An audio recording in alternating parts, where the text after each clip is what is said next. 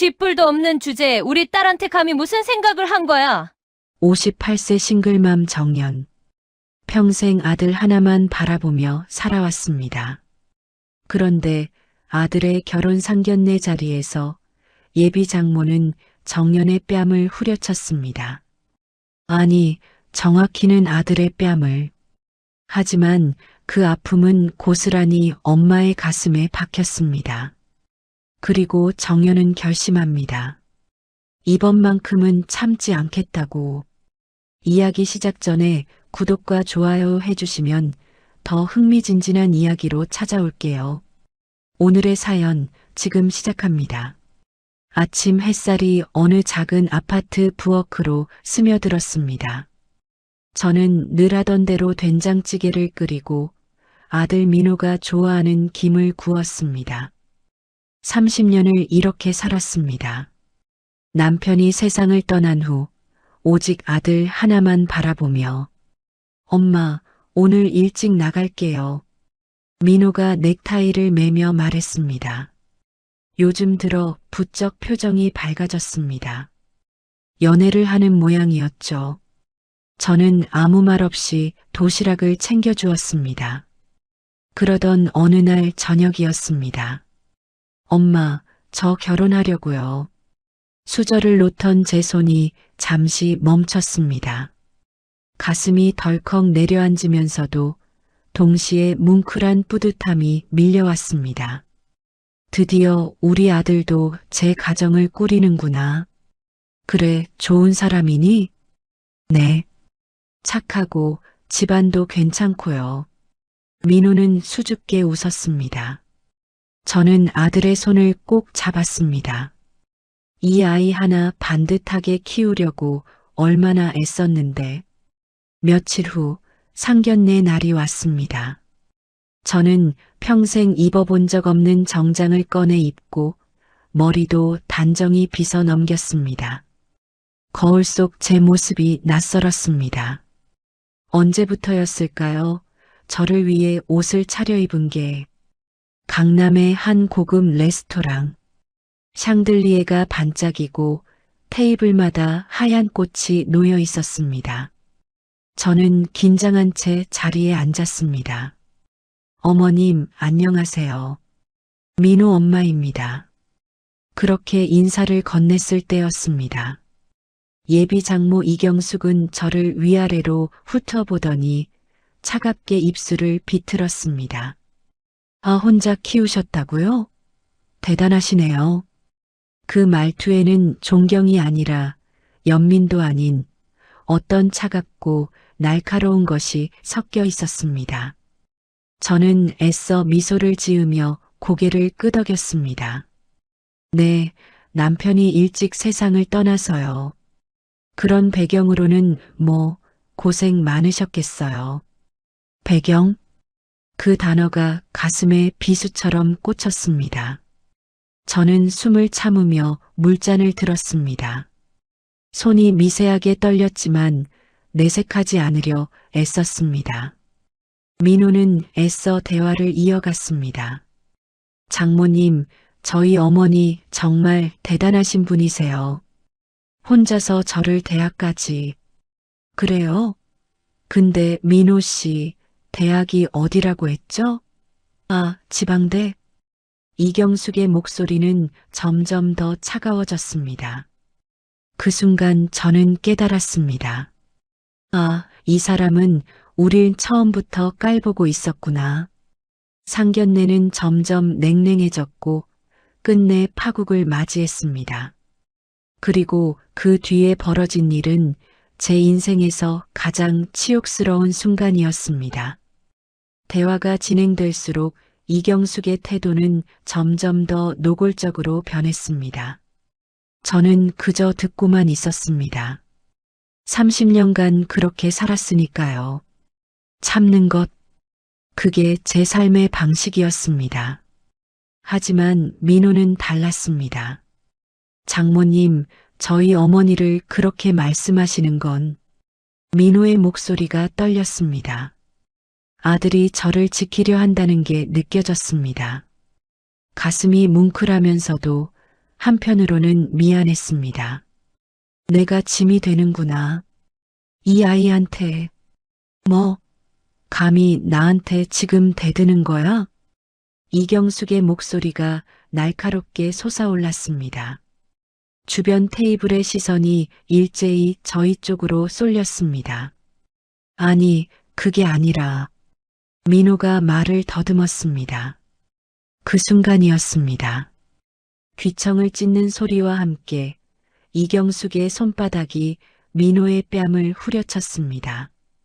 시간이 멈춘 것 같았습니다. 민호는 뺨을 감싼 채 멍하니 서 있었고 저는 그 광경을 지켜보며 온몸이 얼어붙었습니다. 쥐뿔도 없는 주제에 우리 딸한테 감히 무슨 생각을 한 거야.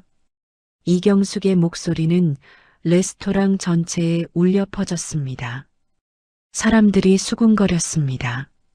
누군가 핸드폰을 꺼냈습니다.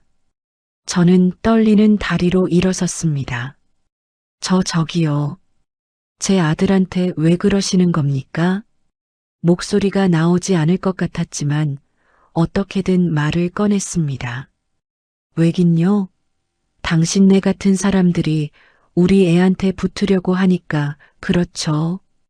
당신네 같은 사람들. 그 말이 제 가슴을 도려냈습니다. 평생 두 가지 일을 하며 아들 뒷바라지했던 날들, 아들 학비 내려고 친정 식구들한테 머리 숙였던 날들, 병원비 때문에 밤새 울었던 날들. 그 모든 게 당신네 같은 사람들이라는 한마디로 부정당하는 기분이었습니다. 저는 주먹을 꽉 쥐었습니다. 손톱이 손바닥을 파고들었지만 아프지 않았습니다. 그 뺨 나한테 친 거예요. 제 목소리는 낮고 떨렸습니다. 내 인생 전부를 때린 거라고요. 이경숙은 코웃음을 쳤습니다. 뭐, 인생? 웃기지 마세요. 당신네가 무슨 인생을 살았다고. 민호가 제 팔을 잡았습니다. 엄마, 그냥 가요. 여기 있어봤자. 저는 아들의 손을 뿌리쳤습니다. 평생 처음이었습니다. 아들한테 이렇게 한 게 아니야. 이번엔 안 가. 하지만 결국 저는 그 자리를 떠났습니다. 레스토랑을 나서는 내내 사람들의 수군거림이 귓가에 맴돌았습니다. 집으로 돌아오는 택시 안. 저는 창밖을 보며 눈물을 참았습니다. 30년을 이렇게 살았는데 결국 이런 취급을 받는구나. 그날 밤 저는 잠들지 못했습니다. 상견례 이후 일주일이 지났습니다. 민호는 집을 나가 자취를 시작했습니다. 엄마, 당분간 혼자 있을게요. 미안해요. 아들의 목소리는 지쳐 있었습니다. 저는 아무 말도 하지 못했습니다. 내가 짐이 됐구나. 민호가 떠난 집은 텅 비어 있었습니다. 30년 동안 아들을 위해 돌아가던 이 집이 이제는 그저 빈 공간일 뿐이었습니다. 저는 그동안 손대지 못했던 남편의 방을 정리하기 시작했습니다. 오래된 서류, 낡은 옷, 먼지 쌓인 책들. 그 속에서 작은 나무 상자를 발견했습니다. 뚜껑을 열자 오래된 시계 하나가 나왔습니다. 이게 뭐지? 시계는 멈춰 있었습니다. 1998년 3월 15일에서 남편이 세상을 떠나기 2년 전이었습니다. 저는 시계를 들고 오랫동안 바라보았습니다. 남편 얼굴이 떠올랐습니다. 말수 적고 언제나 조용했던 그 사람. 여보, 이 시계는 왜 숨겨두신 거예요? 시계를 닦다가 뒷면에 작은 글씨가 새겨진 걸 발견했습니다.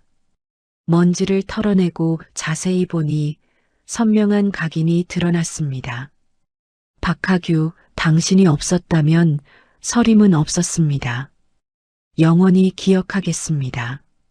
1998년 3월 15일 서림 서재욱. 손에서 시계가 떨어질 뻔했습니다. 서림그룹? 심장이 빠르게 뛰기 시작했습니다. 그 서림이 설마 사돈 집안 그 서림? 저는 황급히 거실로 나가 리모컨을 집어들었습니다. 뉴스 채널을 돌렸습니다. 경제 뉴스에서 서림그룹 이야기가 나오고 있었습니다. 화면에는 서림그룹 본사 건물이 나왔고 이어서 이경숙의 남편인 부회장이 등장했습니다. 저희 서림그룹은 올해로 창립 27주년을 맞이했습니다. 1998년 회사가 가장 어려웠던 시기에 한 분의 큰 도움이 있었기에 오늘의 서림이 존재할 수 있었습니다. 제 손이 떨렸습니다. 핸드폰을 꺼내 서림그룹 역사를 검색했습니다. 회사 홈페이지가 나왔습니다. 연역을 클릭했습니다. 1998년 3월 경영위기 극복. 박하규 고문의 전폭적 지원으로 회사 정상화. 박하규, 남편 이름이었습니다.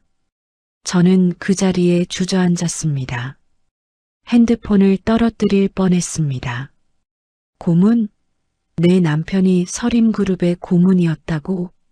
아니, 그보다 더 중요한 건 남편이 그 회사를 살렸다는 사실. 저는 다시 남편의 방으로 달려갔습니다. 서류 더미를 뒤지기 시작했습니다. 오래된 통장, 계약서, 각종 문서들, 그리고 한 장의 낡은 서류를 발견했습니다. 투자계약서, 서림전자 귀중, 투자자, 박하규, 투자금 5억 원, 1998년 3월 15일, 5억 원. 1998년에 5억 원이면 지금으로 치면 10억 원이 넘는 돈이었습니다. 저는 그 서류를 보며 눈물이 났습니다. 그래서 우리가 그렇게 가난했던 거구나. 남편은 평생 저에게 한 번도 이 이야기를 하지 않았습니다.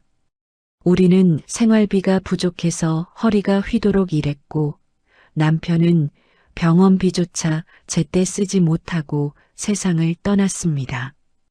그런데 그 사람은 친구의 회사를 살리기 위해 전 재산을 쏟아부었던 겁니다. 저는 서류를 가슴에 꼭 안았습니다. 여보 왜요? 왜 말 안 하셨어요? 그때 서류 사이에서 작은 메모지 한 장이 떨어졌습니다.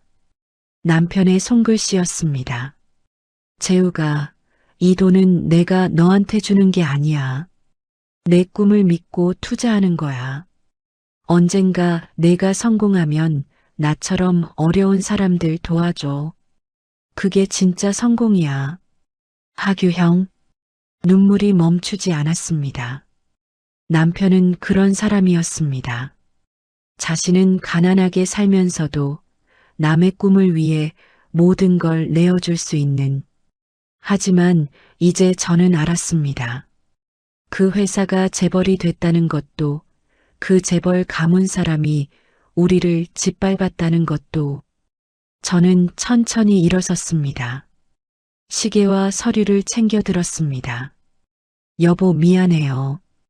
당신은 조용히 살다 가셨지만 나는 그럴 수 없을 것 같아요. 거울 앞에 선 제 얼굴은 달라져 있었습니다. 30년간 참고 살던 여자가 아니었습니다. 이제는 진실을 밝혀야 하는 엄마였습니다. 내 아들이 맞은 그 뺨. 당신네가 누구 덕분에 잘 먹고 잘 사는지 알려줄 거예요. 저는 핸드백에 시계와 서류를 조심스럽게 넣었습니다.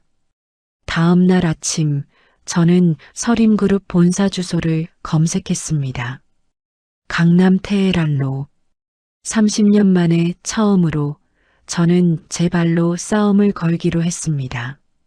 복수가 아니었습니다. 단지 우리도 떳떳한 사람이라는 걸 증명하고 싶었을 뿐입니다. 그날 밤 저는 잠들지 못했습니다. 시계와 서류를 책상 위에 놓고 밤새 그것들을 바라보았습니다. 정말 가야 하나? 이렇게까지 해야 하나? 하지만 아들이 뺨 맞던 순간이 자꾸만 떠올랐습니다. 그 치욕의 순간, 제가 아무것도 할 수 없었던 무력함이. 새벽 5시 잠이 오지 않아 저는 다시 남편의 방으로 갔습니다.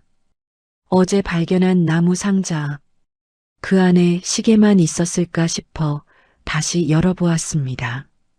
상자 바닥에 붙어 있던 천을 들어 올리자 그 아래 또 다른 공간이 있었습니다. 이게 뭐지? 작은 수첩 하나가 숨겨져 있었습니다. 남편의 일기장이었습니다. 저는 떨리는 손으로 첫 페이지를 펼쳤습니다. 1998년 3월 20일. 재욱이한테 5억을 건넸다. 집사람이 알면 화낼 것 같다. 하지만 어쩔 수 없다. 친구 꿈을 못 이뤄주면 내가 평생 후회할 것 같다. 집사람한테는 회사에서 보너스 받았다고 해야지. 미안하다 여보. 가슴이 무너져 내렸습니다. 여보 그래서 그때 그 거짓말이 생각났습니다. 회사에서 보너스 받았어. 그래서 재욱이 좀 도와줬어. 저는 그 말을 믿었습니다. 아니, 믿고 싶었습니다. 다음 페이지를 넘겼습니다. 1998년 5월 17일.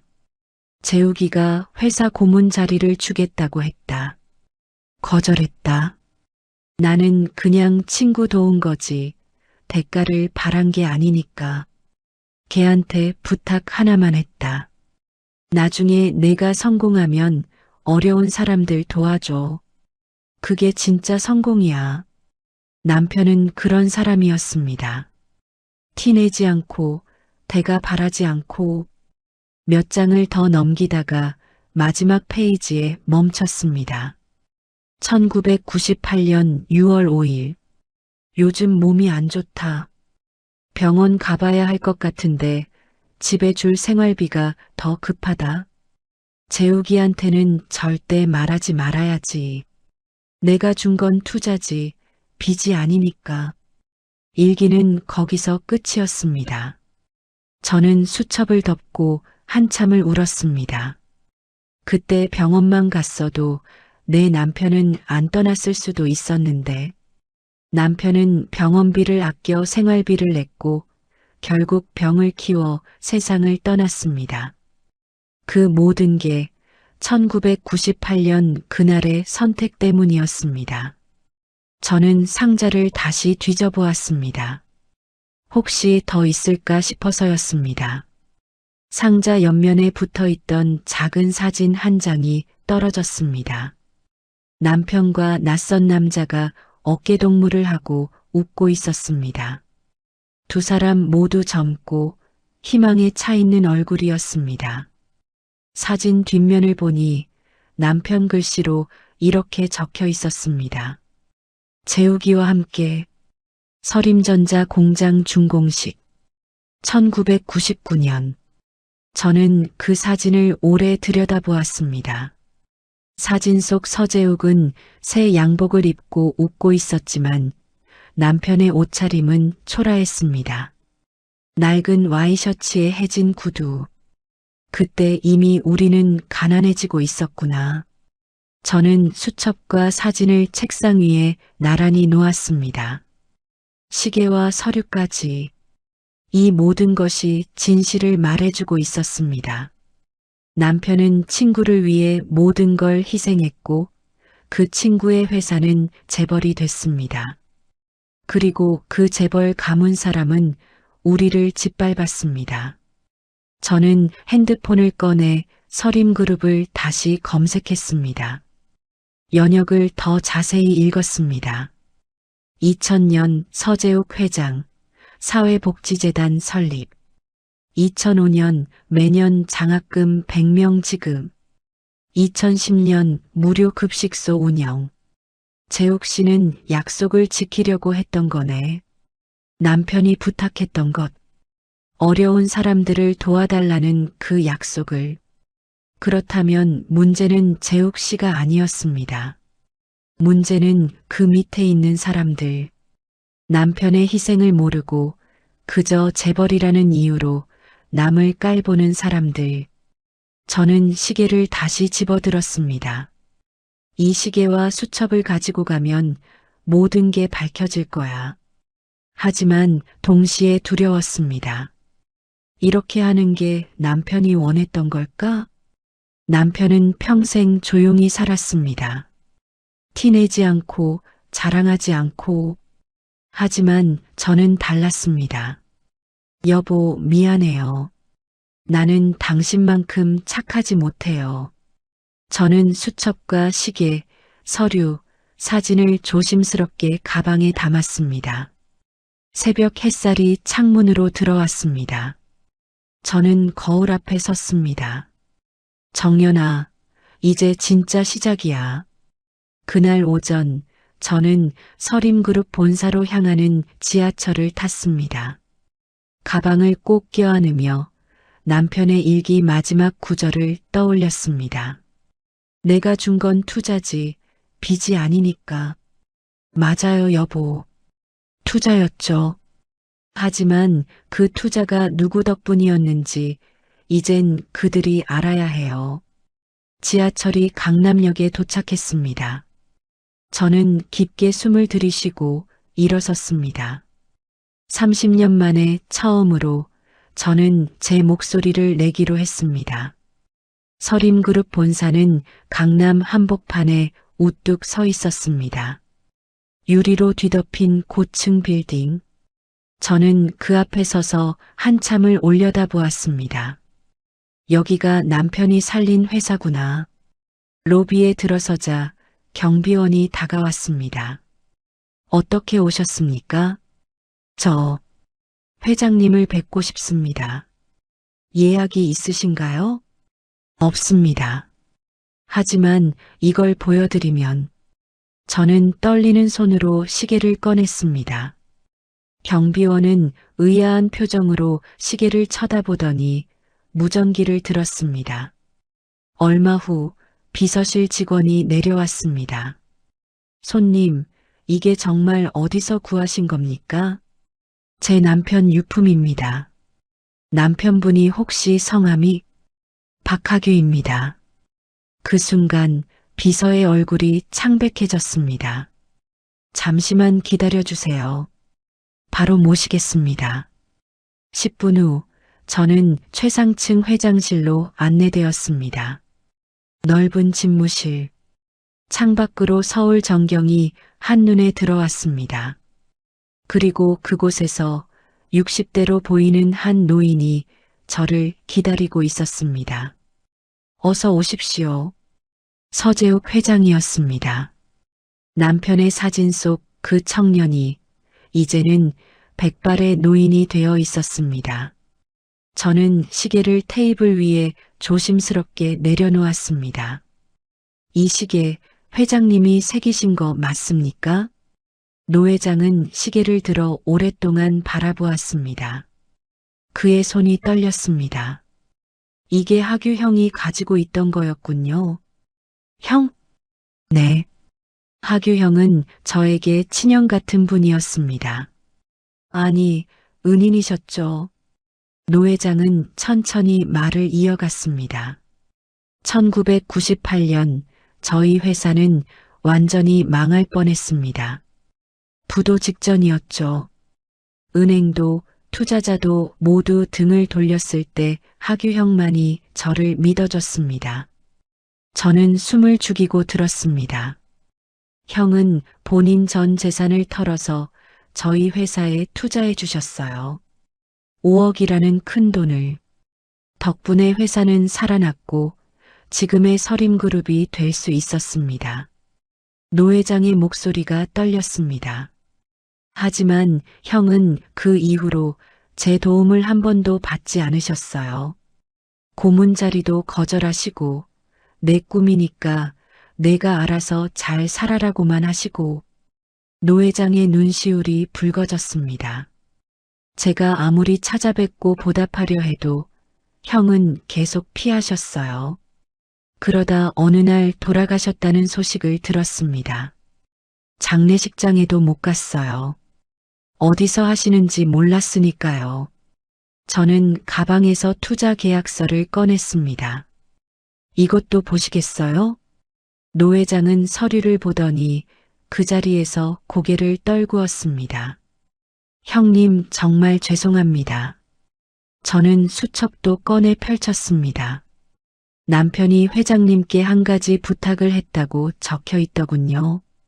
성공하면 어려운 사람들을 도와달라고요. 네.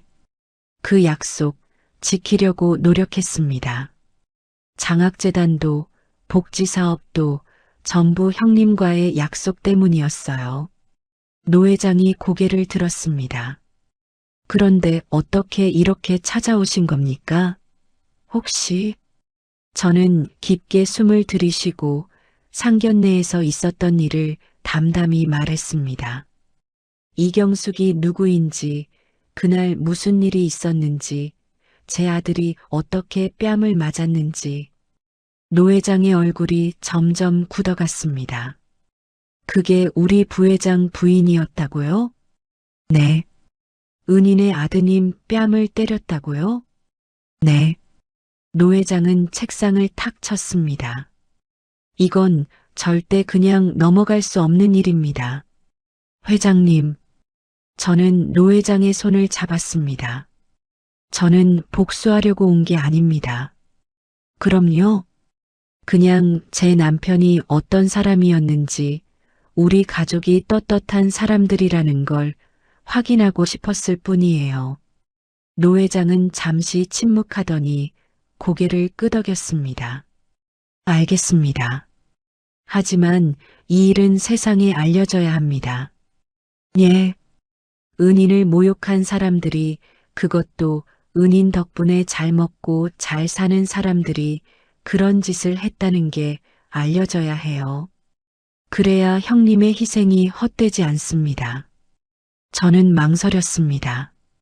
남편은 이런 걸 원했을까?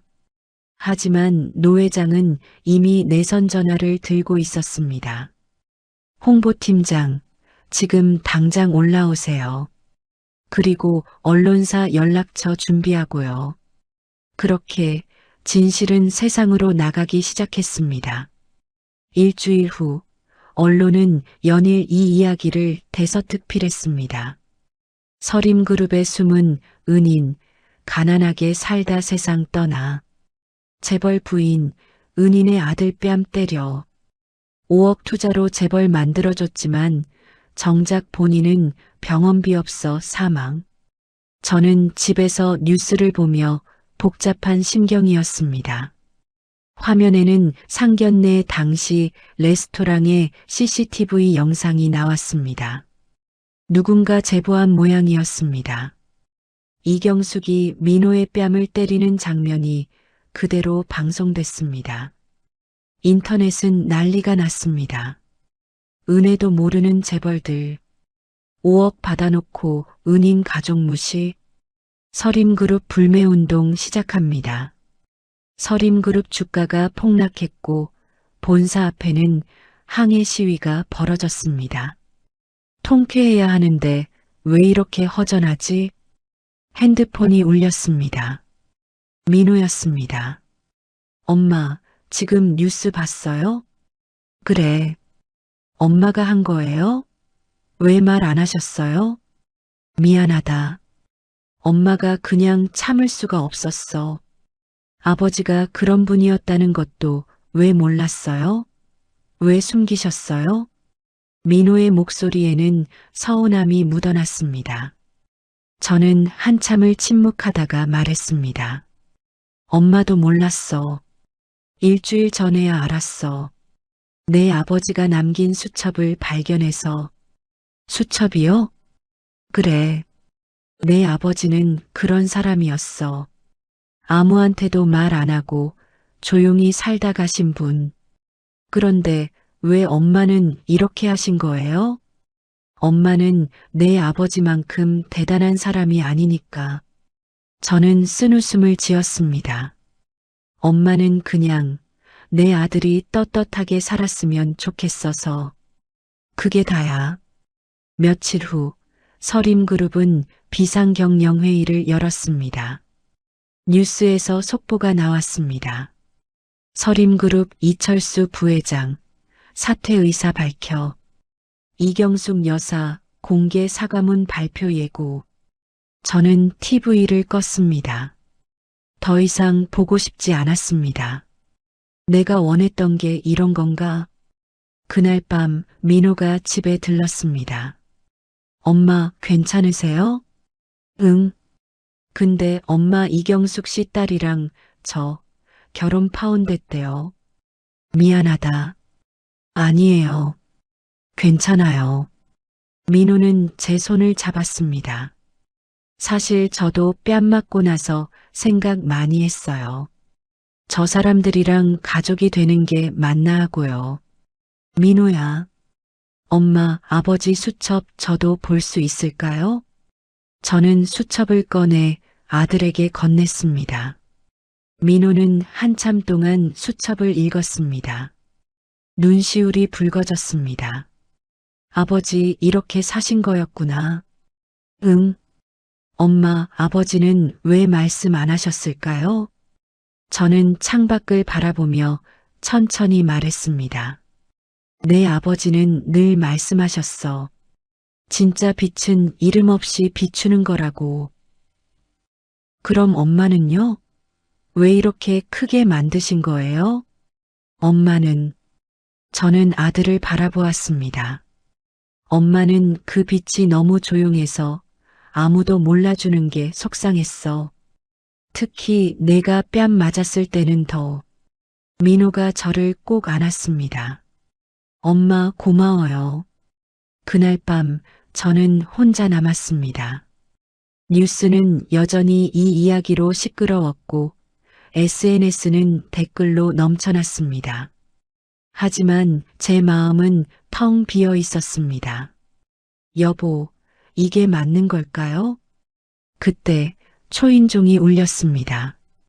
밤 10시가 넘은 시간이었습니다. 문을 열자 이경숙이 서 있었습니다. 이경숙은 명품 가방도 화려한 옷도 벗어놓은 채 초라한 모습으로 서 있었습니다. 들어가도 될까요? 저는 잠시 망설이다가 문을 열어주었습니다. 이경숙은 거실 소파에 앉았습니다. 아니, 앉기보다는 무너져 내렸다는 표현이 맞았습니다. 저는 물 한 잔을 내밀었습니다. 그녀는 고맙다는 말도 없이 그저 잔을 바라만 보았습니다. 한참의 침묵이 흘렀습니다. 그날 정말 몰랐어요. 이경숙이 입을 열었습니다. 박하규 씨가 우리 회사의 은인이었다는 걸 진짜 몰랐어요. 알았으면 달라졌을까요? 제 목소리는 담담했습니다. 그럼 우릴 깔보지 않으셨을까요? 이경숙은 대답하지 못했습니다. 저는 남편의 수첩을 꺼내 테이블 위에 놓았습니다. 여기 보세요. 제 남편이 쓴 거예요. 이경숙이 떨리는 손으로 수첩을 펼쳤습니다. 1999년 6월 5일. 요즘 몸이 안 좋다. 병원 가봐야 할 것 같은데 집에 줄 생활비가 더 급하다. 수첩을 읽던 이경숙의 눈에서 눈물이 떨어졌습니다. 이분이 병원도 못 가시고. 네. 돈이 없어서요. 회장님 회사 살리느라 우리 전세금까지 다 쓰셨거든요. 저는 그녀를 똑바로 바라보았습니다. 그 돈으로 지금 당신네가 재벌 노릇하고 계신 거예요. 죄송합니다. 사람의 가치를 돈으로 재지 마세요. 제 목소리가 떨렸습니다. 당신이 때린 건 제 아들이 아니었어요. 당신네 집안을 일으킨 남자의 아들이었어요. 이경숙은 아무 말도 못하고 고개를 숙였습니다. 저도 사실은 가난한 집안 출신이었어요. 그녀가 조용히 말했습니다. 시집와서 재벌가 며느리 됐지만 평생 눈치 보며 살았어요. 시어머니한테, 시댁 식구들한테. 그래서 제 딸만큼은 그렇게 안 살게 하고 싶었어요. 그래서 남의 아들 뺨을 때린 거예요? 아니, 그게 아니라 당신도 무시당하며 살았으면 더 잘 알아야 하는 거 아닌가요? 그 마음이 얼마나 아픈지. 이경숙은 그 자리에서 무릎을 꿇었습니다. 제발 용서해 주세요. 제 딸이, 제 남편이 다 무너지고 있어요. 제발. 저는 그녀를 내려다보았습니다. 남편 장례식장에서 친척들 앞에 고개를 숙였던 제 모습이 떠올랐습니다. 병원비를 빌리러 다니며 무릎 꿇었던 날들이 떠올랐습니다. 이 사람도 지금 그때의 나처럼 무릎을 꿇고 있구나. 하지만 저는 복수의 쾌감을 느끼지 못했습니다. 그저 허무했습니다. 일어나세요. 저는 그녀를 일으켜 세웠습니다. 용서는 제가 할 수 있는 게 아니에요. 그럼 제 남편이 살아계셨다면 뭐라고 하셨을까요? 저는 남편의 수첩을 다시 집어들었습니다. 이분은 평생 이렇게 사셨어요. 남 탓하지 않고 자랑하지 않고 조용히. 이경숙이 고개를 들었습니다. 하지만 저는 그렇게 못 살아요. 제 아들이 모욕당하는 걸 보고도 참을 수는 없었어요. 정말 죄송합니다. 사과는 제 아들한테 하세요. 제가 아니라 민호 씨한테요? 네. 당신이 때린 건 제가 아니라 제 아들이니까요. 이경숙은 고개를 끄덕였습니다. 그날의 장갑 벗겠습니다. 제가 얼마나 오만했는지 이제 알았어요. 그녀가 돌아간 후 저는 오랫동안 창밖을 바라보았습니다. 저녁 노을이 지고 있었습니다. 남편이 좋아하던 시간이었습니다. 여보, 이게 맞는 걸까요? 남편이라면 뭐라고 했을까요? 아마도 이렇게 말했을 겁니다. 당신이 옳다고 생각하는 대로 해. 복수는 끝났지만 마음은 텅 비어 있었습니다. 석 달이 흘렀습니다. 서림그룹은 박학유 장학재단을 설립했습니다. 어려운 환경의 학생들을 돕는 재단이었습니다. 제막식 날 저는 남편의 사진 앞에 섰습니다. 여보, 이게 당신이 원했던 거죠? 사진 속 남편은 조용히 미소 짓고 있었습니다. 노 회장이 다가왔습니다. 형님께서 정말 자랑스러워 하실 겁니다. 감사합니다. 덕분에 남편이 어떤 사람이었는지 세상에 알릴 수 있었어요. 아닙니다. 저희가 더 감사합니다. 그동안 형님 가족을 찾지 못해서 정말 죄송했습니다. 노 회장이 봉투 하나를 건넸습니다. 이건 형님이 투자하신 5억 원의 수익금입니다. 27년간의 이자와 배당금을 계산했습니다. 아니에요. 이건 받을 수 없어요. 저는 손사래를 쳤습니다. 남편은 투자했지 빚을 준 게 아니에요. 이건 회장님 거예요. 하지만 대신 부탁이 하나 있어요. 말씀하세요. 이 돈으로 장학재단을 더 크게 만들어주세요. 민호 같은 아이들, 가난하지만 열심히 공부하는 아이들을 도와주세요. 노 회장은 눈물을 글썽이며 고개를 끄덕였습니다. 그렇게 하겠습니다. 형님의 뜻대로. 그날 저녁 저는 집으로 돌아와 남편의 시계를 꺼냈습니다. 멈춰있던 시계. 1998년 3월 15일에서 멈춰있던. 저는 시계방에서 받아온 시계를 들어 올렸습니다. 수리를 맡겼던 겁니다. 째깍째깍. 시계가 다시 움직이기 시작했습니다. 이제야 멈췄던 시간이 다시 움직이네. 민호가 들어왔습니다. 엄마, 집에 계셨어요? 응. 너 언제 왔니? 방금요. 엄마 있잖아요. 민호가 수줍게 웃었습니다. 새로 만난 사람이 있어요. 그래. 어떤 사람인데? 착한 사람이요. 그리고 사람을 겉모습으로 판단하지 않는 사람. 저는 아들의 손을 꼭 잡았습니다. 잘 됐다. 그런 사람을 만나야지. 엄마, 그런데 제가 아버지에 대해 너무 몰랐던 것 같아요. 아니야. 내 아버지는 원래 그런 분이셨어. 저는 시계를 아들에게 보여줬습니다. 보렴. 다시 움직이기 시작했어. 와, 고쳤구나. 응. 27년 만에. 민호가 시계를 들여다보았습니다. 엄마, 근데 정말 궁금한 게 있어요. 엄마는 왜 이렇게까지 하신 거예요? 저는 창밖을 바라보며 천천히 말했습니다.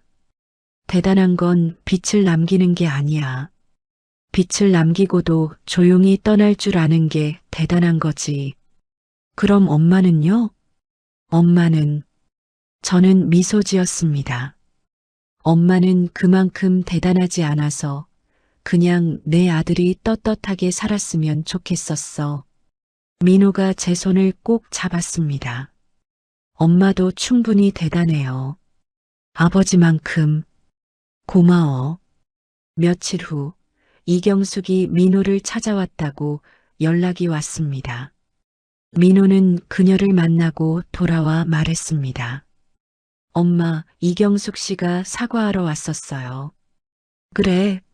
뭐라고 하던? 울면서 사과하더라고요. 자기가 얼마나 잘못했는지 이제야 안다고. 너는 뭐라고 했니? 용서한다고 했어요. 왜? 아버지라면 그렇게 하셨을 것 같아서요. 저는 아들을 꼭 안아주었습니다. 잘했어. 내가 정말 아버지 아들이구나. 그날 밤 저는 혼자 차를 마시며 시계 소리를 들었습니다. 째깍째깍. 27년 만에 다시 움직이는 시간. 그 소리는 저에게 말하고 있었습니다.